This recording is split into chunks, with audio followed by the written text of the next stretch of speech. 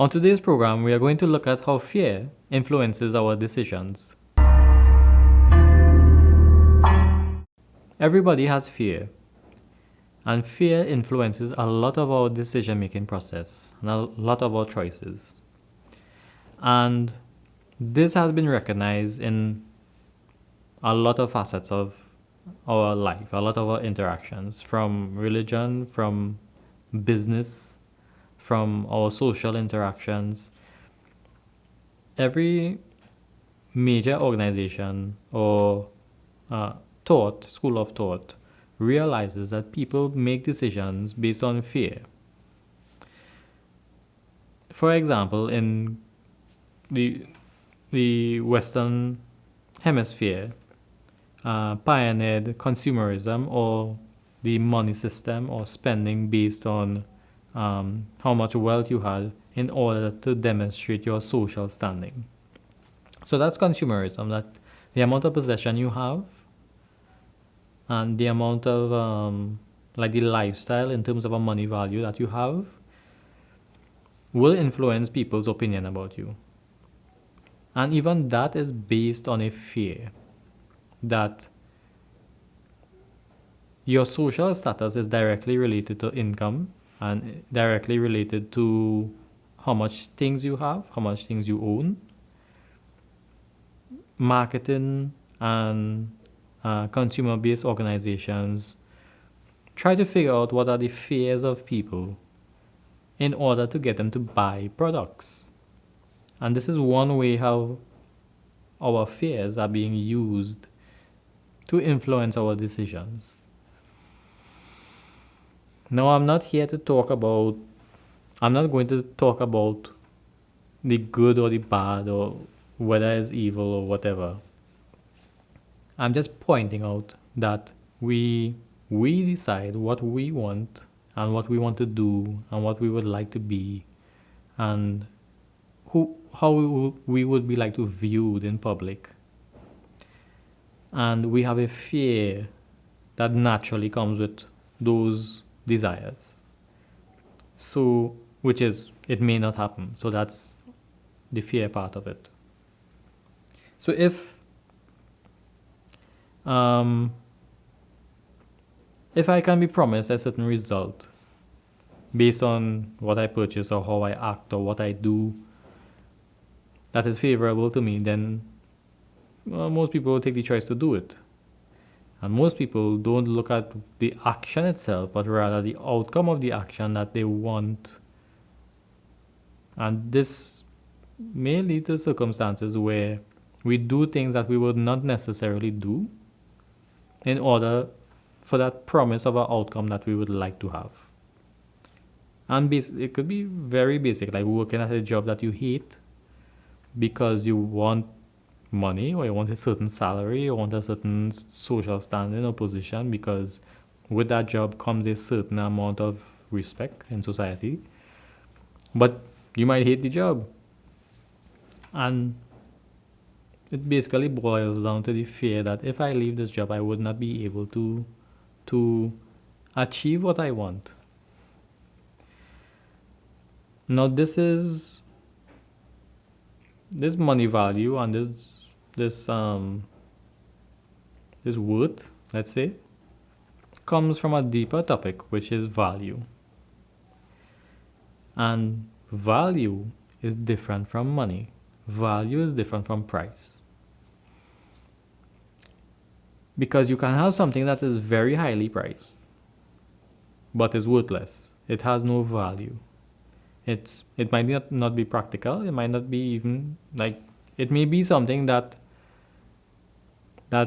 you can't use, but the price is high on it, and the only thing that you can really, let's say, boast about the item is the price, and not so much the item.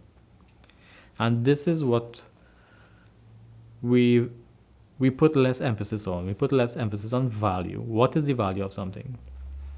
And because we don't apply value in our thinking when we look at something and when we assess something, naturally speaking, we have not conditioned ourselves to look for value. Because even value probably earlier on was something more on people's minds, but as technology moved on and as the markets become saturated, as ideas and information begin to flow more into the world, it's harder to really sit down and look at the value of something or to assess the value of something. And so we depend more on the cost or the appearance to determine the value. Because there's so much coming out so quickly every day that there's really no time to sit and assess value. And because of that, we can say we don't sit and assess the value in ourselves. Like, what is my value as a person?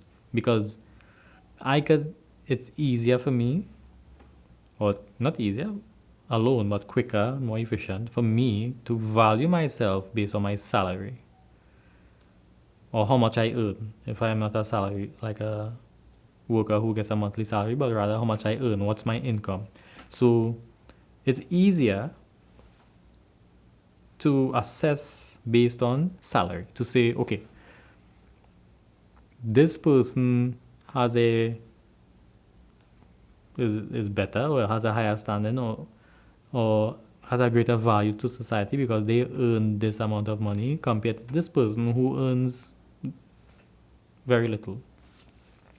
So this is where we have conditioned ourselves to look at the dollar sign as a form of value. And it's even beginning to, let's say, for example, parenthood or in relationships with, well, partners and relationships with friends and family members. A lot of parents, young parents especially, place the value of being a good parent on the things that they could buy for the children, and not so much the things that we can teach the children. Or okay, if I'm a parent, the value in being a parent is my ability to mold this person into a productive member of society. And by productive, I'm not talking about somebody who can produce this amount of items or earn this amount of money. I mean, let's say you are a parent or I am a parent and my child grows up to be a menace to society or a burden to society or somebody who really acts in a way to cause trouble, then we will say that person has no value to society because the person is somebody who is acting against the growth, development, and prosperity of the society. So the value of being a parent is not how much or what we can buy for the children, but rather the person that we educate, the person that we mold, let's say. And the same thing could be said for partner relationships. A lot of people will value the relationship based on the monetary cost or the monetary value associated with that. So, okay, well, my wedding costs this and this amount, hundreds of thousands of dollars, and we live in this house that costs this amount of money, and we spend this amount every year on vacation, and we start to tabulate now the cost that this relationship has in dollars. And that is not a value structure based on, well, am I happy with the person? Do we share interests? Do we have a deep connection? Do we have the same goals in life? Real values to say, okay, well, this is what will cause the relationship to be sustainable over a long period of time. Because we're not looking at that, we're looking at the dollar sign. And because we're looking at the dollar sign on a relationship now, it's easier to transfer the relationship to another person because we have a dollar value on the relationship, we can easily say, okay, well, this relationship is giving me $100,000, and that one will give me $200,000 in things, so that one's a better one. So this is where the value structure is corrupting us as people. Not that anything is wrong with money, because we have created money to help us manage society, to help us sustain society. That's the value of money. The value of money is not, let's say, if we compare to the US dollar or we compare to the pound. The value of money is to help us navigate through the social structure that we have created. It's a common language. The value of money is not wealth, or the value of money is not power. Wealth and power comes from something else, and values are something else. But because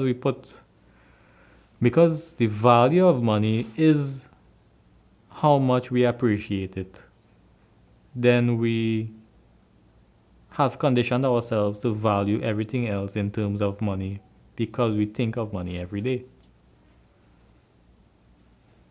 So it's let's say a reassessment of the definitions. So this is how I think fear corrupted the value structure that we had. And that along the road we had certain fears, and we created mechanisms like money to help us. And those mechanisms now have affected our value structure. Because the thing that we created to help in the value structure has actually corrupted the way we assess every other thing of value. Because at the end of my conversation, I'll just say it's that we no longer look at something as how it can benefit us as an individual, or what is the criteria that we need for it to have meaning in our life. We always look at something now and think of dollar signs, because that's what we have conditioned ourselves to think. So it's merely more stepping back in terms of the assessment of value. What is value? So, well, what is value? What do you value as a person? What is, if you took money out of the equation, how would you assess the things in your life as being valuable? The people in your life, the things that you have in your possession to help make your life better. The things that you really need, that you depend on to make your life better. I'm not talking about the things that you would like to have, or the things you would need to have. What's the value to you? How does it make your life better? How does the people in your life affect you? What is the value of these people? What value are you to yourself first? Are you your own worst enemy through the way you look at the world? So what value are you to yourself? And probably in finding the answer to that, what is your value to society?